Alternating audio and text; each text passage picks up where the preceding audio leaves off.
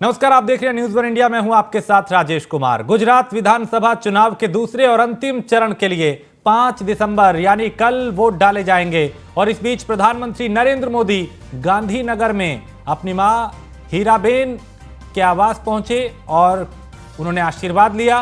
कल अहमदाबाद में वो वोट डालेंगे। दरअसल इससे पहले प्रधानमंत्री 18 जून को मां हीराबेन के 100वें जन्मदिन के मौके पर उनसे मिलने पहुंचे थे और उन्हें शुभकामनाएं दी थी।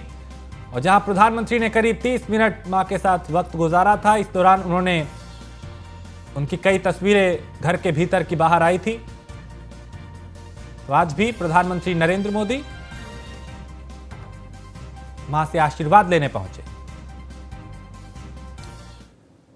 खबर लखनऊ से है, जहां प्रसपा अध्यक्ष शिवपाल यादव ने पत्र लिखा है और शिवपाल यादव ने चुनाव आयोग को यह पत्र लिखा है और पत्र लिखकर इटावा प्रशासन की शिकायत की है। जसवंत नगर में कार्यकर्ताओं और पार्टी पदाधिकारियों को धमकाने का आरोप लगाया है।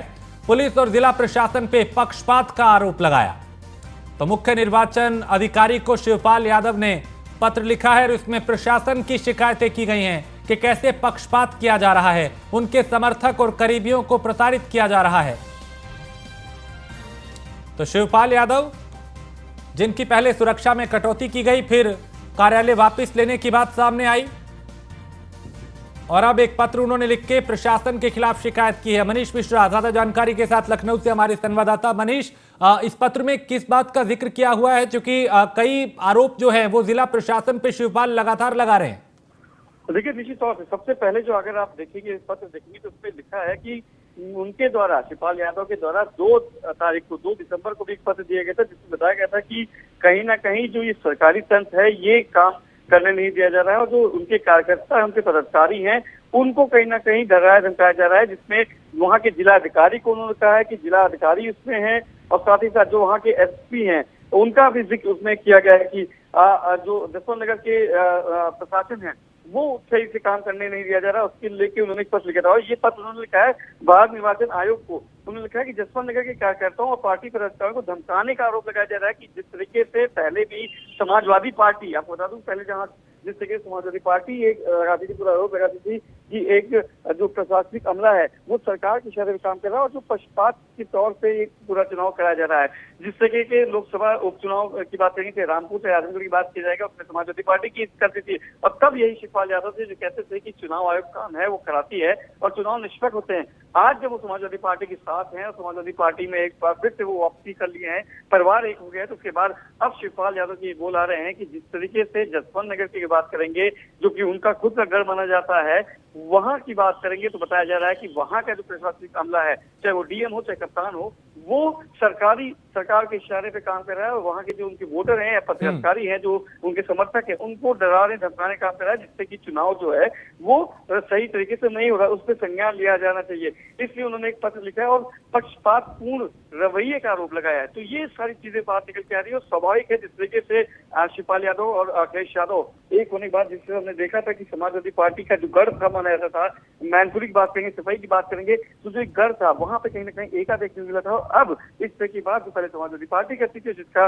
विरोध करते हुए नजर आते थे शिवपाल यादव, आज वही शिवपाल यादव जब अपने भतीजे के साथ हैं और अपने बहू को लड़वा रहे हैं, नेताजी के निधन के बाद जो सीट खाली हुई है मैनपुरी के, उससे लोकसभा का उपचुनाव लड़वा रहे हैं, तो वहां से अब उन्होंने एक लेटर लिखा है और ये लेटर लिखा है भारत के निर्वाचन आयोग को कि आप इसका संज्ञान लें, क्योंकि माना जा रहा है कि जो पूरी टीम है, जो सरकारी अमला है, वो एक पक्षपातपूर्ण रवैया अपना रही है और उनके कार्यकर्ता पदाधिकारियों को डराने और धमकाने का काम किया जा रहा है। जी, बहुत शुक्रिया मनीष जानकारी के लिए। तो शिवपाल यादव ने कई गंभीर आरोप यहां पे लगाए हैं। चुनाव आयोग से शिकायत की है जिला प्रशासन की कि पक्षपात किया जा रहा है।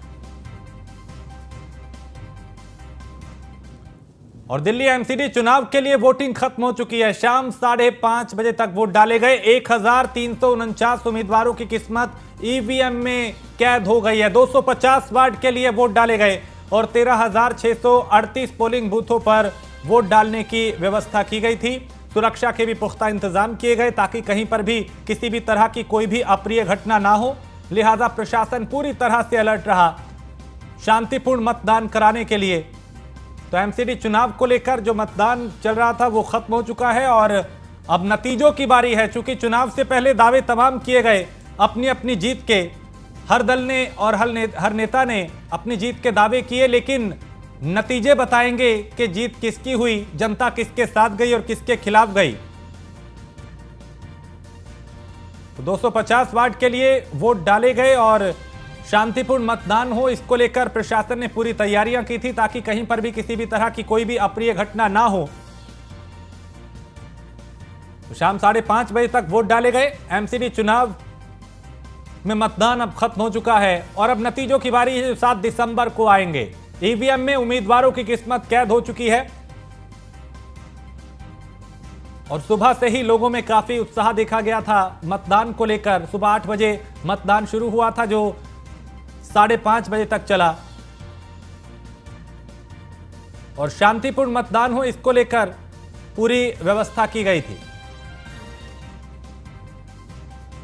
और रवि हमारे संवाददाता इस खबर पे ज्यादा अपडेट के साथ। रवि, मतदान खत्म हो चुका है, पूरे मतदान को लेकर क्या कुछ जानकारी, कितना प्रतिशत मतदान हुआ, कहीं पे किसी तरह की कोई अप्रिय घटना तो नहीं हुई?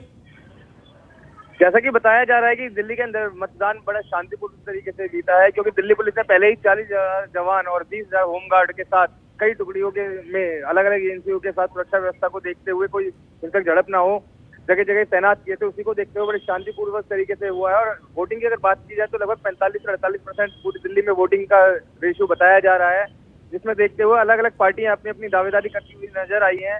लेकिन इस बार दिल्ली का जो त्रिकोणीय मामला हुआ है, इससे पहले हमेशा 2 पार्टियों का मुकाबला रहता था दिल्ली में, लेकिन इस बार दिल्ली में कांग्रेस, बीजेपी और आम आदमी पार्टी तीनों का अलग अलग त्रिकोणीय मुकाबला बताया जा रहा है। क्योंकि जिस तरीके से आम आदमी पार्टी का विरोध हो रहा था, कहीं ना कहीं कांग्रेस के कार्यकर्ताओं में भी उसका रोष था और जो कांग्रेस के वोटर बीजेपी से हटके आम आदमी पार्टी में गए थे, वो दोबारा कहीं ना कहीं बैकफुट पे आते नजर आ रहे हैं, क्योंकि खामियाजे को भुगतते हुए देखा जा रहा है कि कहीं ना कहीं आम आदमी पार्टी इस और ज्यादा ध्यान दे रही थी और फोकस कर रही थी। क्योंकि मनीष जी लगातार जगह जगह अपनी जनसभाएं कर रहे थे। क्योंकि वहीं दूसरी ओर बीजेपी की बात की जाए तो बीजेपी अपने सारे सेंट्रल मिनिस्टरों के साथ दिल्ली में उतरी हुई थी। उसी को देखते हुए अब जो शांतिपूर्ण मुकाबला हुआ है उसका रिजल्ट 7 तारीख को आने वाला है। उसमें कई लोग ऐसे होंगे जो निराश होते नजर आएंगे और 250 लोग जो चुनिंदा हैं, जो दिल्ली वासी लेके आएंगे, उन्हें दिल्ली का हीरो माना जाएगा। चलिए, बहुत शुक्रिया रवि जानकारी के लिए। तो शांतिपूर्ण तरीके से मतदान हुआ और सुरक्षा के पुख्ता इंतजाम किए गए थे। मतदान अब खत्म हो चुका है और अब 7 तारीख को नतीजे आएंगे, तब तस्वीर साफ हो जाएगी कि जनता किसके साथ गई और किसके खिलाफ गई। और गोरखपुर रीजनल स्टेडियम में आयोजित ब्रह्मलीन महंत वैद्यनाथ अखिल भारतीय प्रेमजनी कबड्डी प्रतियोगिता में हिस्सा लिया और टीम जो है करीब 13 अंकों से हार गई। सीएम योगी आदित्यनाथ बतौर मुख्य अतिथि यहां पे पहुंचे थे। उन्होंने सभी खिलाड़ियों से परिचय लेने के बाद उनका उत्साह बढ़ाया, उन्हें सम्मानित किया। मुख्यमंत्री ने कहा कि यूपी की टीम प्रदर्शन बहुत शानदार उनका रहा, लेकिन इस हार से उन्हें निराश होने की जरूरत नहीं है, उन्हें अपने खेल को और बेहतर बनाना चाहिए।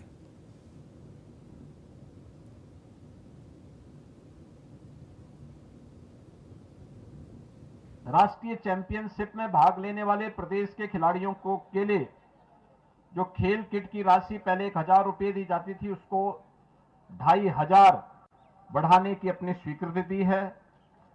आवासीय क्रीड़ा छात्रावासों में 7 मानक मदों, भोजन, शिक्षा किट, चिकित्सा, फर्नीचर, उपकरण आदि प्रतियोगिताओं में होने वाले व्यय में बढ़ोतरी की गई है। यह 1994 के बाद पहली बार बढ़ोतरी हुई है।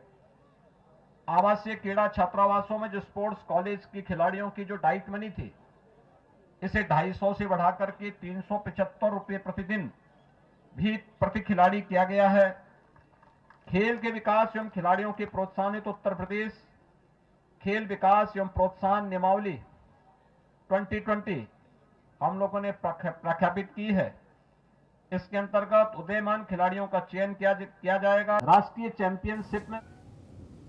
और वहीं इससे पहले मुख्यमंत्री योगी आदित्यनाथ महाराणा प्रताप शिक्षा परिषद के संस्थापक सप्ताह समारोह में हिस्सा लेने पहुंचे। इस दौरान उन्होंने जनसभा को संबोधित करते हुए कहा कि बिना अनुशासन आप लक्ष्य नहीं पा सकते, अनुशासनहीन व्यक्ति कभी सफल नहीं हो सकता। उन्होंने ये भी कहा कि जीवन में अनुशासन का होना बेहद जरूरी है।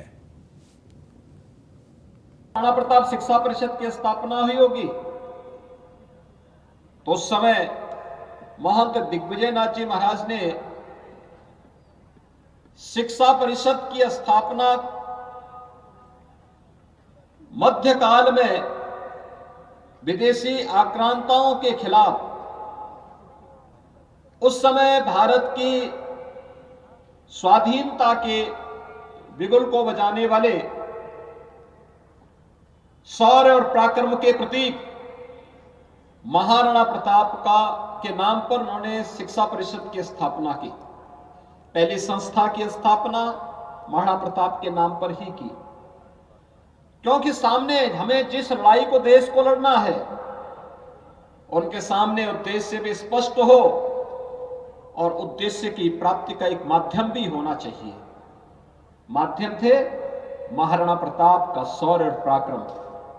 लक्ष्य था देश स्वतंत्र होगा और स्वतंत्र भारत में राष्ट्रभक्त नागरिकों की एक लंबी फौज खड़ी हो, क्योंकि राष्ट्रभक्त नागरिक ही अपने राष्ट्र के सर्वांगीण विकास के लिए कार्य कर सकते हैं। जब हम सर्वांगीण विकास की बात करते हैं तो सर्वांगीण विकास का मतलब केवल सर्टिफिकेट, डिप्लोमा या डिग्री प्राप्त करना नहीं है, बल्कि अपने पाठ्यक्रम के इतर भी उन सभी गतिविधियों का हिस्सा बनना जो हमें भविष्य की चुनौतियों के प्रति सदैव एक नई प्रेरणा और एक नया प्रकाश हम सबके सामने प्रस्तुत कर सके। और इसीलिए महाराणा प्रताप शिक्षा परिषद प्रतिवर्ष 4 दिसंबर से 10 दिसंबर के बीच अपना संस्थापक सप्ताह का यह समारोह आयोजित करता है। इसमें महाराणा प्रताप शिक्षा परिषद से संबद्ध संस्थाओं के साथ ही महानगर, जनपद और आसपास के अन्य जनपदों से जुड़ी हुई शिक्षण प्रशिक्षण संस्थाएं भी भागीदार बनती हैं। विभिन्न प्रकार की प्रतियोगिताएं इसमें शामिल की जाती हैं, विभिन्न कार्यक्रम इसके साथ जोड़े जाते हैं। खेलकूद की प्रतियोगिताएं होती हैं, भाषण की होती हैं, गायन की होती है, और इसकी शुरुआत होती है अनुशासन से। खबर गाजीपुर से है, जहां नेहरू स्टेडियम में 23वीं अंतर जनपदीय क्रिकेट प्रतियोगिता का आयोजन गाजीपुर पुलिस की तरफ से किया गया था। कार्यक्रम के बतौर मुख्य अतिथि आईजी वाराणसी जोन के सत्यनारायण रहे, जहां उन्होंने अंतर जनपदीय क्रिकेट टीम आजमगढ़, वाराणसी, मऊ, बलिया, चंदौली, सोनभद्र, जौनपुर, मिर्जापुर, भदोही और मेजबान टीम गाजीपुर को संबोधित करते हुए शुभकामनाएं दी और टूर्नामेंट की आधिकारिक रूप से घोषणा की। इस दौरान गाजीपुर पुलिस कप्तान ओमवीर सिंह, एसपी सिटी गोपीनाथ सोनी और कई अधिकारी यहां पे मौजूद रहे।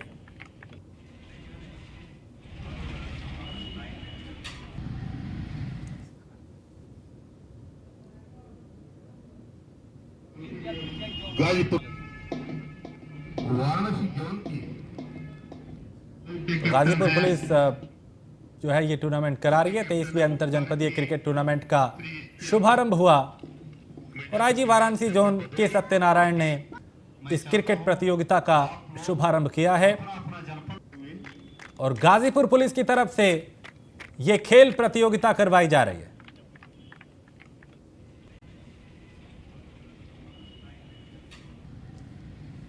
तो इसमें कई आला अधिकारी यहां पे पहुंचे। आईजी वाराणसी जोन के सत्यनारायण ने शुभारंभ किया इस प्रतियोगिता का और कई आला अधिकारी भी यहां पे मौजूद रहे। 23वीं अंतर जनपदीय क्रिकेट टूर्नामेंट का शुभारंभ किया गया है। मिर्जापुर के बाद जनपद भदोही, मैं चाहता हूं आप लोग अपना अपना जनपद और समाजवादी पार्टी के पूर्व ब्लॉक प्रमुख व जिला पंचायत सदस्य के स्कूल पे प्रशासन ने बुलडोजर चलाया है और सरकारी जमीन पर कब्जा करके पूर्व ब्लॉक प्रमुख दिगंबर सिंह ने स्कूल बनवाया था। एसडीएम उमाकांत तिवारी ने पुलिस के साथ मौके पर पहुंचकर 11 बीघा जमीन खाली कराई और तहसीलदार न्यायालय में आदेश के बाद प्रशासन ने अवैध कब्जा हटवाया है। पूरा मामला थाना इंद्रगढ़ के बहादुरपुर गांव का है। विद्यालय पर चला बाबा का बुलडोजर, आपको मामला इंद्रगढ़। तो एसडीएम उमाकांत तिवारी ने इस कब्जे को कब्जा मुक्त कराया, इस जमीन को। ग्राम बहादुरपुर मौजा लाख तहसील तिरवा कन्नौज का मामला है, जो हमारी ग्राम सभा की करीब 36 बीघा ज़मीन है, जिसमें 11 बीघे पर अवैध तरीके से एक फर्जी स्कूल संचालित हो रहा था, जो दिगंबर सिंह यहाँ के निवासी हैं उनके द्वारा अवैध रूप से किया गया था, जिसे तहसीलदार के द्वारा आदेश डिमोलिशन का किया गया, जिसके क्रम में आज हम सब लोग इसको हटवाने की कार्रवाई कर रहे हैं। कितने एकड़ है सर ये करीब 11 बीघा ज़मीन है और 36 बीघा पे बाकी पे और कब्जा है। ग्राम तो पिछले कई दिनों में कई जगह अवैध अतिक्रमण के खिलाफ अभियान चलाया गया। कन्नौज में भी 11 बीघा जमीन को कब्जा मुक्त करवाया गया। समाजवादी पार्टी के नेता के स्कूल पे प्रशासन का पंजा चला और बताया जा रहा है कि अवैध जमीन पर यह निर्माण किया गया था। एसडीएम उमाकांत तिवारी की मौजूदगी में यह कार्रवाई की गई और भारी पुलिस फोर्स भी यहां पे मौजूद रहा ताकि कहीं पर किसी तरह की कोई अप्रिय घटना ना हो, कोई हिंसा ना हो, माहौल खराब ना हो। तो तहसीलदार न्यायालय में आदेश के बाद प्रशासन ने अवैध कब्जा हटवाया। पूरा मामला थाना बहादुरपुर गांव का है। राहुल हमारे संवाददाता इस खबर पे ज्यादा जानकारी के साथ। राहुल, अब लगातार प्रशासन जो है वो अवैध अतिक्रमण के खिलाफ कार्रवाई कर रहा है। यहां बताया जा रहा है कि समाजवादी पार्टी के जो ब्लॉक प्रमुख हैं पूर्व, उन्होंने जमीन पे कब्जा करके निर्माण किया था स्कूल का, क्या जानकारी? हेलो जी राहुल, राजेश, देखिए जिस तरह बता हाँ, बिल्कुल बिल्कुल देखिए जिस तरह बता दें, सपा के पूर्व ब्लॉक प्रमुख रहे और जिला पंचायत भी सदस्य रह चुके हैं। इन्होंने लगभग 11 बीघा की जमीन पर अवैध तरीके से जो कि स्कूल का निर्माण कर लिया था। हालांकि इसकी स्थानीय लोगों ने शिकायत की थी, जिसके बाद उप जिला अधिकारी द्वारा निरीक्षण किया गया और देखा गया कि यह अब इस तरीके से बना था। जिसके बाद आज योगी का दोबारा से बिल्डोजर इस भूमि माफियाओं के खिलाफ गरजा है, जिस पर एसडीएम सहित तमाम अधिकारियों ने मौके पर पहुंचकर इस पर बिल्डोजर चलवाया और 11 बीघा जमीन को खाली कराया। साथ ही सभी को कड़ी हिदायत दी गई, कोई भी भूमि माफिया हो या अराजक तत्व हो, अगर सरकारी जमीन हो या फिर अन्य जमीनों पर कब्जा किया तो उनके खिलाफ कार्रवाई की जाएगी। साथ ही उन्होंने कड़े निर्देश भी दिए हैं कि कोई भी हो अगर सरकारी जमीन पर कब्जा किया तो साथ ही उन पर मुकदमा भी दर्ज किया जाएगा। इसी के दौरान आज उन्होंने 11 बीघा जमीन खाली कराते हुए कड़ी हिदायत भी दी और उन्होंने बताया भी है कि इनके खिलाफ कानूनी कार्रवाई भी की जाएगी। जी राजेश, बहुत शुक्रिया राहुल जानकारी के लिए। तो अवैध अतिक्रमण के खिलाफ लगातार पूरे उत्तर प्रदेश में अभियान चल रहा है। जहां पे भी जिसने भी गलत तरीके से निर्माण किया वहां बुलडोजर गरज रहा है। और सोशल मीडिया पर एक वीडियो बहुत तेजी से वायरल हो रहा है जिसमें एक युवक गाड़ी की छत पे बैठ के अपनी तरफ लोगों की जिंदगी के साथ खिलवाड़ कर रहा है। अपनी जिंदगी के साथ तो कर ही रहा है खिलवाड़। वीडियो गाजियाबाद के भभुरा शालीमार गार्डन का बताया जा रहा है। गाड़ी की छत पे बैठकर युवक जय श्री राम कहता हुआ नजर आ रहा है और इस तरह की स्टंटबाजी करती हुई वीडियो जो है वो अब आए दिन सामने आने लगे हैं, जहां अपनी जान के साथ साथ दूसरों की जान को भी खतरे में डाला जा रहा है। तो चलती गाड़ी पे स्टंट करते हुए इस युवक का वीडियो वायरल हो रहा है। गाजियाबाद का ये वीडियो बताया जा रहा है। और बलिया में जमीन विवाद को लेकर फायरिंग हुई। फायरिंग से लोगों में हड़कंप मच गया। मौके पर भारी पुलिस बल को तैनात किया गया है और फायरिंग का वीडियो सीसीटीवी में कैद हुआ है। सूचना मिलने के बाद सीओ समेत कई थानों की फोर्स मौके पर मौजूद है और इसमें फायरिंग में किसी व्यक्ति के घायल होने की सूचना नहीं। ये राहत की बात। बलिया के बांसडीह रोड थाना इलाके में शीतल दबनी का यह मामला है।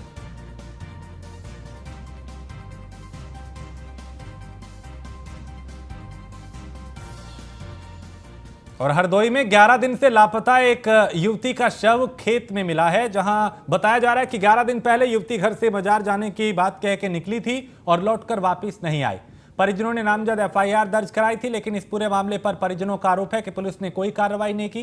11 दिन बाद जब पुलिस हरकत में आई तो आरोपी को पकड़ के उसकी निशानदेही पे खेत से युवती के शव को बरामद किया गया, जिसके बाद पुलिस अब पूरे मामले पर 2 आरोपियों को गिरफ्तार कर चुकी है और आगे की कार्रवाई कर रही है।